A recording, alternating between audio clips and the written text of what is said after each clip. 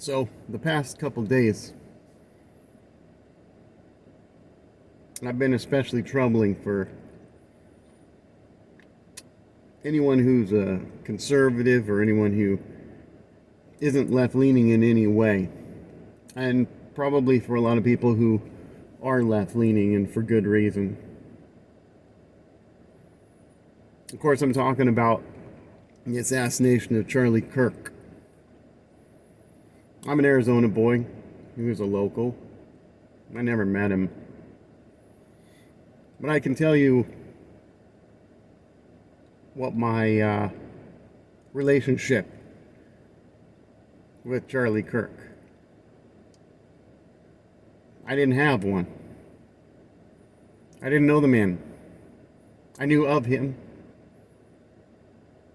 I didn't follow him. Long time ago, probably when he was in his early 20s, I heard one of his talks. And this was when things were kind of changing in America to the way they are now. So it was pretty early on in that transition to accepting and tolerating a whole lot of things that people like myself and conservative people disagree with. We were told to be tolerant, and we have been. But I heard Charlie Kirk in those early days, and he said something, and I don't remember what it was, but it was incorrect. He didn't lie. He said something that was factually untrue, and I recognized it because it was a talking point that someone else had made. And I heard him say it, and it was disappointing to me. And I thought, well, he was just regurgitating a talking point, and he said something that was factually incorrect. And I stopped listening to him. That I heard he never went back and corrected himself. But that doesn't mean that he didn't do it. It just means if he did, I didn't hear it. So I never promoted him. And I never really listened to the things that were coming out of his mouth. I would see videos over and over again, especially over the years as he gained popularity, more and more of his videos, his discussions, talking to people on college campuses. I never really paid much attention to what he was saying. Simply because that one time that I heard him regurgitate a talking point, and I personally never heard him correct that. When he did that, he was probably in his early 20s. He was just starting off in his career as a public speaker.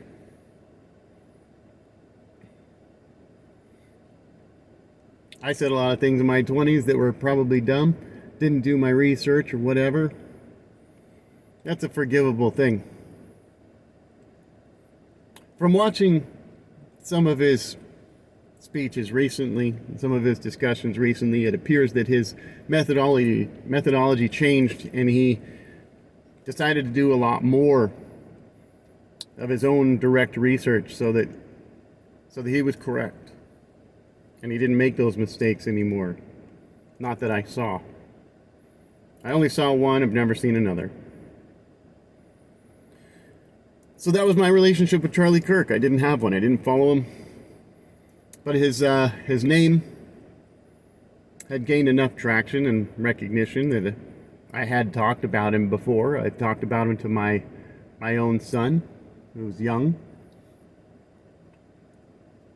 It was the age group of people that Charlie Kirk was reaching out to. And, well, after 2 days ago, when he was slain by a demonic entity,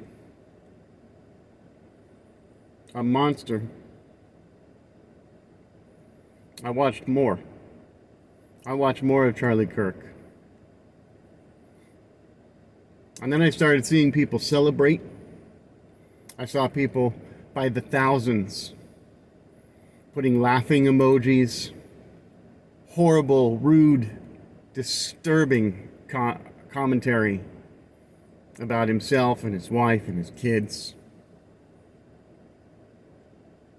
And the things that they were saying was that he was a racist, even though his best friend was a black man. They said he was homophobic, which I don't know if you know what a phobia is, but it means that you're afraid of something, and he certainly wasn't afraid of homosexuals. In open discussions with those people, he was kind, he was articulate, and only if they insulted him would he dismiss them, because he knew there was no value in continuing to have a discussion with them, because they were only going to continue to shout and scream and call him names, and that's not productive. They said he was a fascist, which, well, if you don't know what fascism is, or the fact that it stemmed from socialism at this point, that's on you. Go do some research. Go learn something. It certainly isn't a right-wing ideology. Anyway, what I've learned after watching more Charlie Kirk videos is that his main discussions were about faith, his faith in Jesus Christ, our Lord and Savior, family, the necessity for father figures, and the maintenance of the family unit, in particular for the benefit of children. And he talked about freedom of speech, the freedom to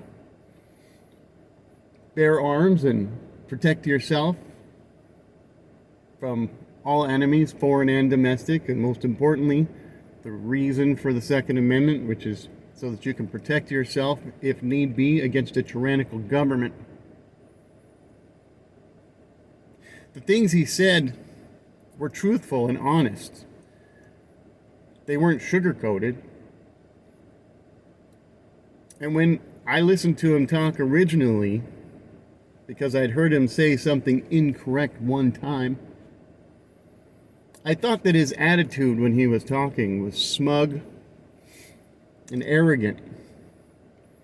And I was mistaken. He wasn't smug and arrogant. He was correct. And he spoke with the certainty of knowing that what he was saying was correct. And he was the peacekeeper.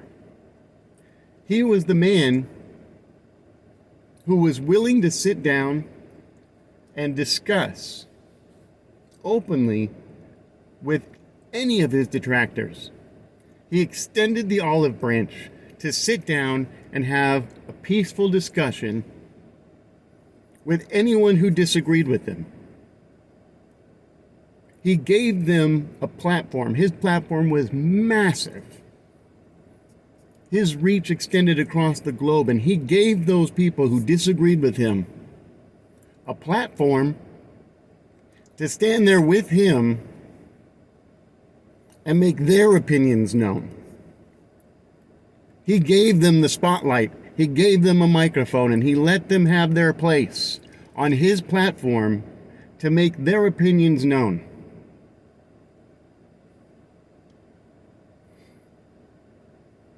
More importantly, when he was discussing faith and family and freedom, what I didn't realize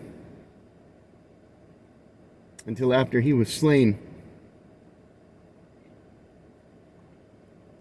is that he was a prophet. If you think that's a silly word to use, go look up the definition of prophet. He was very much a prophet. Now, when he was slain, in cold blood in front of everybody, in front of his wife, in front of his children, in front of the world. He wasn't just slain by that individual who pulled the trigger. Every single person who ever said that he was a racist, a sexist, a homophobe, a fascist, a Nazi, every single person who said those things killed Charlie Kirk.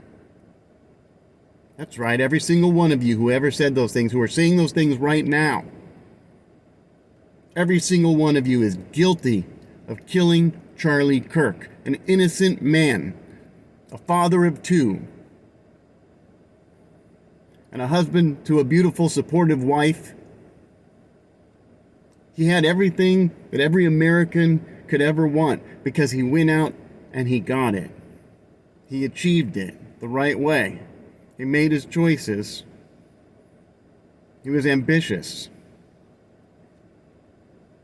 But his ambition was to create a beautiful family, to spread the gospel, and promote the teachings of Jesus Christ, and to tell the truth, and to have an open forum and extend the olive branch to his opposition. He was the peacemaker, and you people killed him. If you don't think so, think about this. If 1,000 people are standing there and they're chanting for one person to murder another person, and that person murders the other person, every one of those 1,000 people who are chanting is guilty of that crime. Every single one. Often I see somebody's name being thrown around, like Charles Manson, for example. He's the perfect example. Charles Manson never killed anyone. He served life sentences for his role in the killing of other people, and his role was to egg people on and convince them to murder others. And that's what you've done. That's exactly what you've done. My first thoughts, because I'm not a good Christian like Charlie Kirk was, is incredible feelings of revenge. Part of me wants to see a violence that nobody can imagine take place in this country to fix a problem, so that then after the violence we could have a time of peace. That's biblical. It might just happen. And not from me. I'm not a violent man. I'm not a military. I'm not ex-military. I'm not trained in that way. I'm not a survivalist. I don't go out and, practice how to live off the land and track my foes and stuff. I don't do that. I'm not that guy. But those men are out there. They're all around you. They spent 2, 3, 4, 6 or more tours in Iraq and Afghanistan. We forget that we have more veterans in our country right now than we have since World War II. Men who were in combat. Men who were drenched in their friends' blood and saw those violent things. And they don't want to be violent. They're done with that. Now they're here and they live amongst us. A lot of them have found God. A lot of them have given their lives over to Jesus Christ, and their days of violence is over. They did it serving their country. They're good people. They're good men. They did these things so that you people could say what you want and do what you want and have the freedom to do what you want. And you're pushing those men across a line. They're finished. I'm finished. I know I'm finished, and I'm not one of those men. But those men are finished with you. They're done with your garbage.